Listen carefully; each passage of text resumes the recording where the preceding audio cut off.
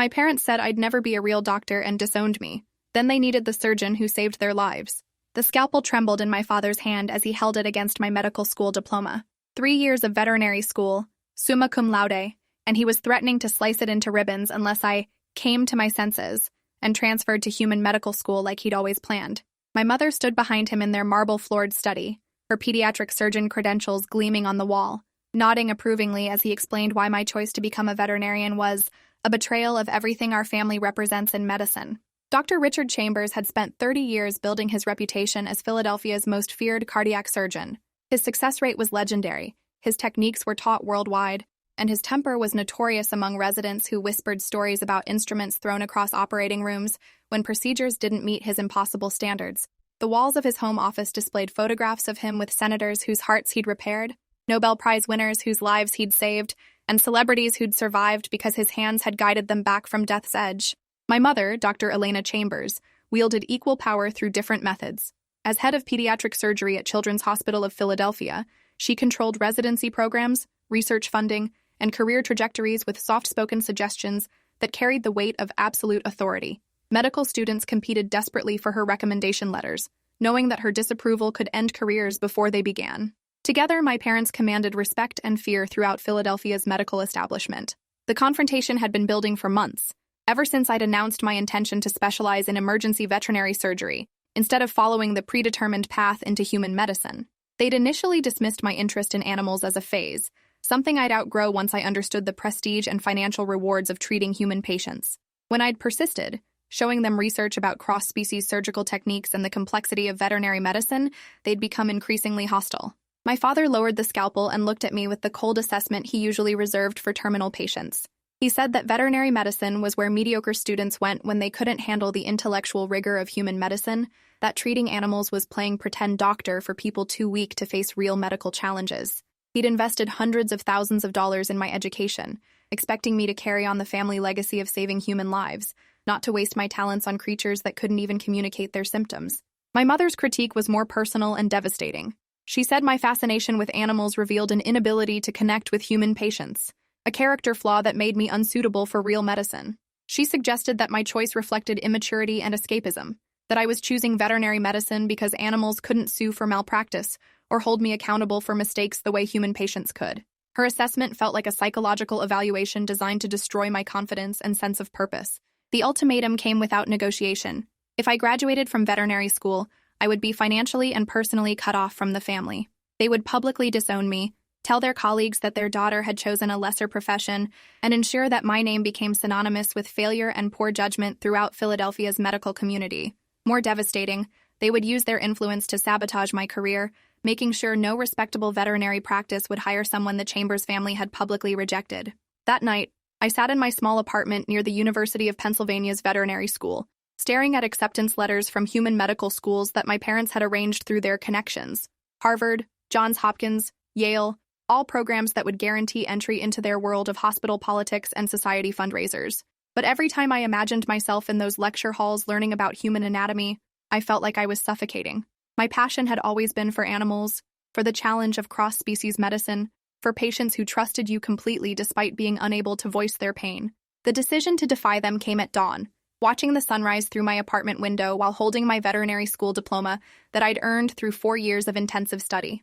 I thought about the snow leopard I'd helped save during my rotation at the Philadelphia Zoo, the premature foals I'd delivered during my equine medicine rotation, the cancer surgeries I'd assisted with that required precision and innovation equal to any human procedure.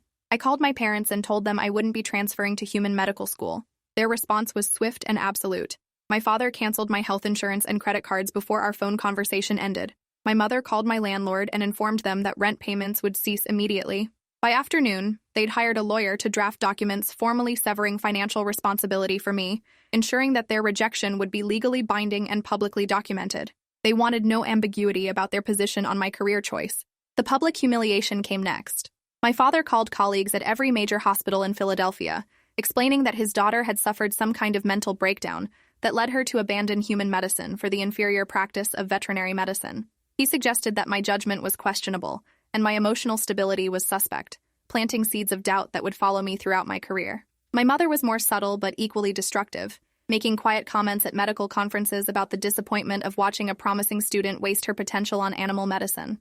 Moving out of my apartment with everything I owned in garbage bags felt like exile, but also like liberation from expectations that had never aligned with my values or interests. I found a studio apartment in a rough neighborhood, working multiple part-time jobs to cover rent and loans while completing my final year of veterinary school.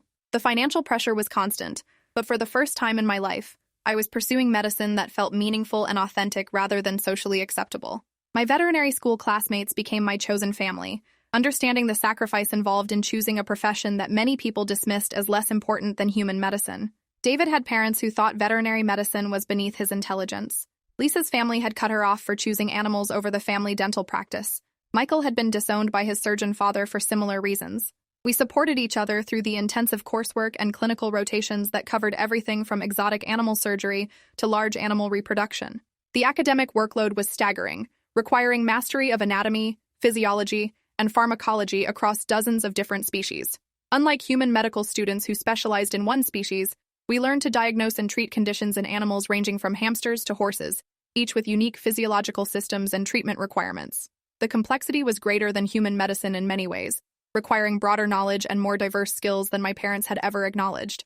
During my small animal surgery rotation, I began developing techniques for procedures that were considered too risky or technically difficult for most veterinary practices. My research focused on adapting human cardiac surgery methods for use in dogs and cats with congenital heart defects, work that required understanding both human and veterinary anatomy while developing new approaches that accounted for species differences. The precision required was identical to human surgery, but the innovation needed was greater because veterinary medicine had fewer established protocols. My surgery professor, Dr. Margaret Walsh, recognized my unusual combination of technical skill and innovative thinking. She'd heard about my family situation through veterinary school gossip and understood that I was working without the safety net that supported most students. She offered me paid research opportunities that helped cover living expenses, while allowing me to develop surgical techniques that were advancing veterinary medicine in significant ways. The breakthrough that changed my trajectory came during my emergency medicine rotation. A family brought in their golden retriever who'd been hit by a car and suffered massive internal trauma, including cardiac damage, internal bleeding, and multiple organ injuries. The case was so severe that the attending veterinarian recommended euthanasia, explaining that the surgical procedures required weren't feasible with current veterinary techniques. The family begged for any alternative, explaining that the dog was their autistic daughter's service animal and constant companion. I asked Dr. Walsh if I could attempt a procedure I'd been researching, adapting human trauma surgery techniques for veterinary application. The approach would require innovation on multiple levels, combining procedures that weren't typically performed together while working on a patient whose anatomy was similar but not identical to human cardiac surgery patients. She agreed to let me try, understanding that failure meant the dog would die anyway, but success could advance veterinary surgery capabilities significantly. The surgery took 11 hours, with me performing procedures that pushed the boundaries of what was considered possible in veterinary medicine. I repaired cardiac damage using techniques adapted from human heart surgery, controlled internal bleeding with methods I'd studied from trauma surgery texts, and reconstructed damaged organs using approaches that combined human and veterinary surgical knowledge. The technical complexity was enormous, requiring constant adjustment and innovation as I encountered anatomical differences that textbooks hadn't prepared me for. When the golden retriever woke up from anesthesia and wagged his tail at his family, the entire veterinary hospital staff erupted in cheers. I'd successfully performed procedures that established veterinary surgeons had considered impossible, proving that cross-species medical knowledge could push the boundaries of what was achievable in animal healthcare. Dr. Walsh immediately began documenting the case for publication, recognizing that my innovations could revolutionize emergency veterinary surgery. The success led to more complex cases being referred to our veterinary hospital, with pet owners traveling from other states to seek treatment that wasn't available elsewhere. My surgical schedule filled with procedures that other veterinarians had deemed hopeless, each case teaching me more about adapting human medical knowledge for animal application. I was developing a reputation as someone who could save cases that conventional veterinary medicine couldn't address. Local media began covering my more unusual surgeries, including a heart operation on a lion cub at the Philadelphia Zoo, and spinal surgery on a police dog whose career-ending injury could be repaired with innovative techniques. The stories highlighted the complexity and precision of modern veterinary medicine, challenging public perceptions about animal healthcare being simpler or less sophisticated than human medicine. My parents' colleagues began seeing news coverage about surgical innovations being developed by the daughter they'd disowned for choosing veterinary medicine, The professional recognition culminated when I was invited to present my research at the International Conference on Emergency Surgery, an event that brought together the world's leading trauma surgeons from both human and veterinary medicine. My presentation on cross-species surgical innovation was scheduled for the main auditorium, with an audience that included surgeons whose textbooks I'd studied as a student. The irony wasn't lost on me that I was being recognized internationally for work in the field my parents had dismissed as inferior to their own specialties. But the real validation came from an unexpected source. Dr. James Harrison, head of cardiac surgery at Jefferson Medical Center and one of my father's longtime rivals, approached me after my presentation. He explained that several techniques I'd developed for veterinary cardiac surgery were more advanced than current approaches in human medicine, and asked if I'd be willing to consult on adapting them for human patients. The cross-species innovation my parents had ridiculed was now being sought after by leading human surgeons. Dr. Harrison's interest led to collaboration with other human medical specialists who recognized that veterinary medicine was advancing surgical techniques in ways that could benefit their patients. I began consulting on human medical cases where my veterinary experience provided insights that traditional human medicine couldn't offer. The professional relationships I was building proved that medical knowledge transcended species boundaries and that innovation could flow in both directions between human and veterinary medicine. The media attention increased when my collaborations with human surgeons began producing successful outcomes in previously untreatable cases. Medical journals published papers about cross-species surgical innovation, with my veterinary research being cited by human cardiac surgeons, trauma specialists, and emergency medicine physicians. The field my parents had dismissed as playing dress-up with stethoscopes was now influencing advances in human medical care. My parents learned about my growing reputation through colleagues who mentioned seeing my research published in prestigious medical journals. According to my younger brother Thomas, who'd maintained secret contact despite family pressure, they were following my career with complicated emotions. My father was reportedly impressed by the surgical techniques I'd developed, recognizing procedures he used in his own cardiac surgeries. My mother had been surprised by the complexity and sophistication of veterinary medicine, as described in articles about my work. But professional pride prevented them from acknowledging their mistake directly. They'd taken such an absolute public position on veterinary medicine being inferior to human medicine that admitting error would require acknowledging that their professional judgment had been fundamentally flawed. Their reputations and social standing were built partly on the belief that human doctors represented the pinnacle of medical achievement, making it difficult to accept that their daughter's rejected field was actually more innovative than their own specialties. The crisis that forced confrontation came on a Friday evening in November, during the anniversary week of my disownment 4 years earlier. Thomas called me at the emergency veterinary hospital, where I was finishing a complex surgery on a German shepherd who'd suffered cardiac trauma. His voice was shaking as he explained that our parents had been in a serious car accident while driving home from a medical conference in New York. A drunk driver had run a red light at high speed, causing a collision that left both parents with life-threatening injuries. I left the hospital immediately and drove to Jefferson Medical Center, the same institution where Dr. Harrison had become interested in my surgical techniques. Thomas met me in the emergency department waiting room, explaining that our father had suffered massive cardiac trauma when his chest hit the steering wheel during impact. The damage to his heart was severe and would require immediate surgery to prevent fatal complications. Our mother had sustained internal injuries, including liver lacerations and spleen damage that would need emergency surgical intervention to control bleeding and prevent organ failure.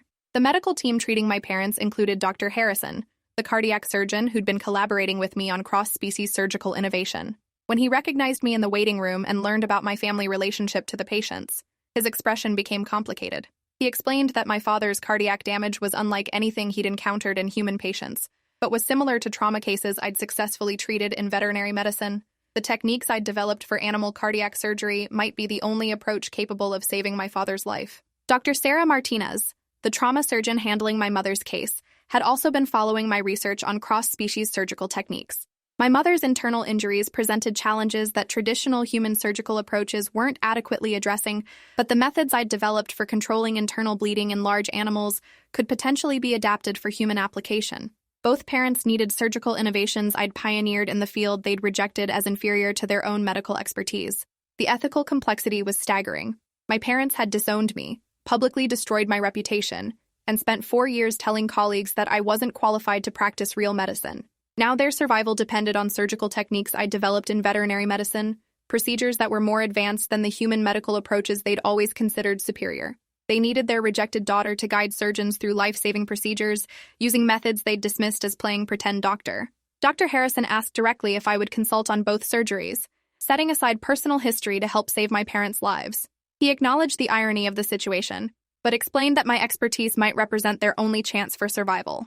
The techniques I'd developed for veterinary trauma cases offered approaches that weren't available through conventional human medicine, making my knowledge essential for procedures that could save both parents.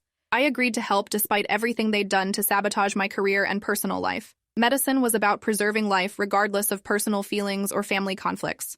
I would guide Dr. Harrison and Dr. Martinez through surgical procedures I'd pioneered, adapting veterinary innovations for human application in desperate attempts to save the parents who'd rejected me for developing those same innovations. The first surgery began that night, with me standing beside Dr. Harrison in the cardiac operating room, where my father lay unconscious on the table. The irony was overwhelming. The man who'd dismissed veterinary medicine as inferior was now dependent on techniques I'd developed for animal patients. I guided Dr. Harrison through minimally invasive approaches I'd perfected for veterinary cardiac trauma, allowing access to damaged heart tissue through incisions significantly smaller than traditional human cardiac surgery required. The procedure required constant adaptation, as we encountered anatomical differences between my veterinary experience and human cardiac surgery. I had to translate techniques I'd developed for dogs and cats to the specific requirements of human anatomy, adjusting approaches in real time while monitoring cardiac function and managing complications. The surgery took 6 hours, with my father's heart function improving gradually as we repaired damaged vessels and muscle tissue using methods adapted from veterinary trauma surgery. My mother's surgery followed 2 days later, with Dr. Martinez using approaches I'd developed for controlling internal bleeding in large animals. The techniques allowed effective treatment of her liver and spleen damage while minimizing surgical trauma compared to traditional human surgical methods. Again, I had to adapt veterinary procedures for human anatomy, but the principles I'd developed for animal trauma cases proved applicable to human emergency surgery. Both parents survived procedures that might have failed using conventional human medical approaches alone. The techniques I'd developed through veterinary medicine, dismissed by them as inferior practice, had literally saved their lives. Recovery was slow but steady, with both gradually regaining strength as their bodies healed from trauma that had nearly killed them. The medical team was impressed by the surgical innovations I'd brought from veterinary medicine to human applications. During their recovery, my parents became aware that their survival was due partly to surgical techniques their disowned daughter had developed in the veterinary field they'd rejected. Thomas explained the situation carefully, emphasizing that their surgeons had consulted with me and used my techniques because conventional human medical approaches weren't sufficient to save their lives. The realization that veterinary medicine had advanced beyond human medicine in some areas was difficult for them to accept. When my father was strong enough to have coherent conversations, he asked to speak with me privately. The conversation was awkward and emotional, with him struggling to find words for the complexity of his feelings. He admitted that his understanding of veterinary medicine had been limited and prejudiced, based more on social perceptions than medical reality. Watching the surgical techniques I'd guided Dr. Harrison through had shown him that medicine was medicine, regardless of the species being treated. My mother's acknowledgement came during her recovery, when she was able to discuss the implications of everything that had happened. She said she'd spent weeks thinking about the irony of being saved by innovations developed in the field she'd dismissed, and about the daughter she'd lost by refusing to recognize the value of her chosen profession. She admitted that her prejudice against veterinary medicine had been rooted in social status rather than medical understanding. The conversation about reconciliation was difficult and took months to navigate. I explained that their rejection had been devastating, not just personally but professionally, as I'd been forced to build my career without the support system that had been integral to their own success. They acknowledged that their reaction had been extreme and unfair, driven by pride and social expectations rather than genuine concern for me well-being or professional development. Rebuilding our relationship required acknowledging that their initial judgment had been wrong, not just about veterinary medicine, but about their daughter's capabilities and potential contributions to medical knowledge. The techniques I'd developed had saved their lives, demonstrating that advances in one medical field could benefit all of medicine when practitioners remained open to learning from each other. Their survival was proof that medical innovation could come from sources they'd never expected or valued. The professional implications extended beyond our family reconciliation. Dr. Harrison and Dr. Martinez began collaborating with me on research that would adapt my veterinary innovations for broader human medical applications. Medical schools started incorporating cross-species surgical education into their curricula. The techniques I'd developed for animal patients were being taught to human surgeons, advancing both fields in ways that benefited patients regardless of species. Years later, when I was invited to deliver the keynote address at the American Medical Association's annual conference, my parents attended and sat in the front row. The presentation covered cross-species medical innovation and the importance of recognizing that medical knowledge transcends traditional boundaries. When I finished speaking, my father stood and applauded, publicly acknowledging that his daughter had made contributions to medicine that exceeded anything he'd achieved in his own distinguished career.